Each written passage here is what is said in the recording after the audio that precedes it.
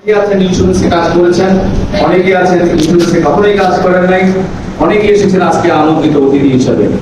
তো আপনারা যদি এসেই করেছেন, আর আমিও যেহেতু সকালবেলায় রওনা দিয়ে আপনাদের সামনে পৌঁছে গিয়েছি, আমার মনে হয় আমি আপনাদের কাছ থেকে 5 মিনিট সময় পাবো ইন্স্যুরেন্স নিয়ে কিছু বলার জন্য। আপনারা কি আমাকে অনুমতি দিবেন? ধন্যবাদ।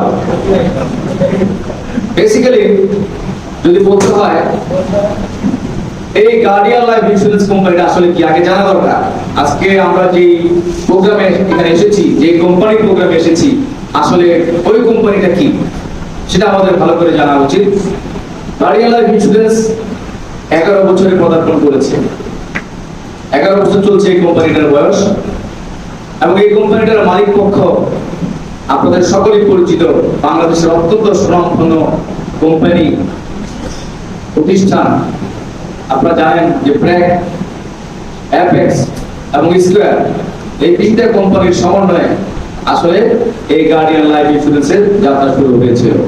আমাদের মালিক হচ্ছেন এই 3 জন ব্যবসায়ী, এবং বাংলাদেশে লক্ষ লক্ষ মানুষের কর্মসংস্থান সৃষ্টি করেছে কারা?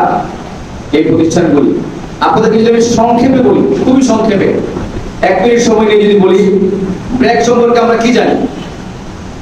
ব্র্যাক পৃথিবীর 1 নাম্বার এনজিও, সারা পৃথিবীর 1 নাম্বার এনজিও, সবচেয়ে বড় এনজিও। ব্র্যাকের আরো অসংখ্য প্রতিষ্ঠান আছে। ব্র্যাক ব্যাংক আছে না? ব্র্যাক ব্যাংক বাংলাদেশের সর্বপ্রথম ডিজিটাল ব্যাংক। ব্র্যাক ইউনিভার্সিটি আছে না? বাংলাদেশের টপ প্রাইভেট ইউনিভার্সিটি বললে আজকে ব্র্যাক ইউনিভার্সিটির নাম আসে, আসে না? বিকাশের নাম শুনছেন? বিকাশ কার? বিকাশ ব্র্যাক। এরপরে আছে আরং। ঈদের সময় আমরা আরঙের কাপ বেশি কিনতে চাই, তাই না? তাই না? একটু উঁচু মানের, ভালো ব্র্যান্ডের, ভালো কোয়ালিটির বাংলাদেশের নাম্বার 1 ফ্যাশন ব্র্যান্ড কিন্তু আরং, সেটার মালিকও ব্র্যাক। এছাড়াও ব্র্যাকের আরো অনেক প্রতিষ্ঠান আছে, আইটি আছে, তারপরে ডেইলি আছে। সো এটার গুণগান বলে শেষ করা যাবে না। তো সেই ব্র্যাক কিন্তু আমাদের মালিকের একটা অংশ। এরপর আছে স্কয়ার।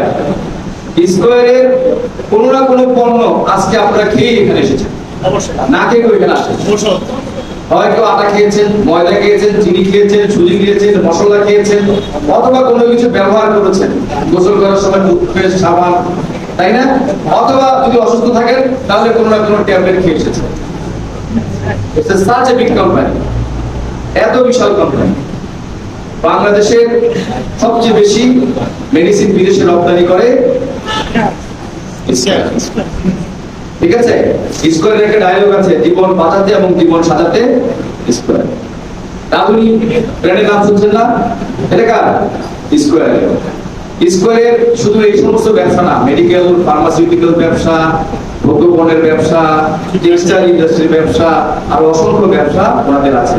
এবং বিগত প্রায় 50 বছর অত্যন্ত সফলতার সাথে, দক্ষতার সাথে বাংলাদেশে তারা কিন্তু ব্যবসা করে যাচ্ছে সুনামের সাথে। এরপর আছে অ্যাপেক্স। অ্যাপেক্স বললে আমরা সবাই আগে কি বুঝি?